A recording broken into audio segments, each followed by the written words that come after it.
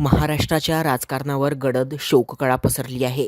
उपमुख्यमंत्री अजित पवार यांच्या दुर्दैवी निधनाने संपूर्ण राज्य सुन्न झालं आहे. राज्य सरकारकडून 3 दिवसांचा शोक जाहीर करण्यात आला असून राजकीय नेत्यांसह सर्व स्तरांवरून अजितदादांना भावपूर्ण श्रद्धांजली वाहिली जात आहे. काँग्रेसच्या माजी मंत्री यशोमती ठाकूर यांनी एका कार्यक्रमात अजितदादांच्या आठवणींना उजाळा देत त्यांच्या कार्यपद्धतीचा उल्लेख केला. अजितदादांची काम करण्याची पद्धत आमच्यासाठी नेहमीच प्रेरणादायी होती. सगळ्यांना न्याय कसा मिळेल याकडे त्यांचं सतत लक्ष असायचं.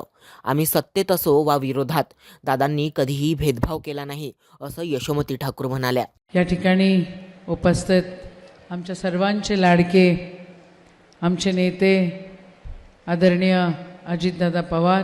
तर अजितदादा सातत्याने सगळ्यांना न्याय कसा मिळेल याच्याकडे त्यांचं लक्ष असतं. आम्ही कधी सभागृहामध्ये असतो, कधी सत्तेत असतो, कधी विरोधी पक्षामध्ये असतो, पण सगळ्यांकडे लक्ष द्यायचं हे नक्कीच करतात. आणि दादा, मी तर प्रेरणा घेते तुमच्याकडून. मला खूप सारे मंडळी म्हणतात तू अजितदादासारखं बोलत नको जाऊस, पण मी म्हटलं मी बोलत नाही, मी वागायचा प्रयत्न करते. पण तुमच्या एवढं टाईमशीर राहणं आणि सकाळी कोविडमध्ये पण सकाळी 7:30-8 वाजता दादा मंत्रालयात राहायचे. आम्हाला 15-20 दिवस लागले इथून तिथं पोचायला, पण दादा तिथे होते. आणि 8 वाजता दादाला शोधायला गेलं. एक दिवस सकाळी 6:45ला अपॉइंटमेंट दिली.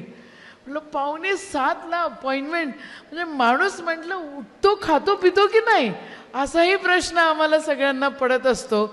आज इथे सांगायला आनंद होईल की ज्या वेळेला दादा प्लॅनिंग मिनिस्टर होते 2009 आणि 2014च्या दरम्यान, त्यावेळेला दादांनी खूप मोठा निधी दोन्ही तीर्थक्षेत्रासाठी मंजूर करून दिलेला होता. कौंडण्यपूर विकास आराखडा आणि मोजरी विकास आराखडा, आणि त्याच्यासोबतच गाडगेबाबांचं निर्वाणभूमी जी आहे ती वलगाव विकास आराखडा तेही दिलेलं होतं.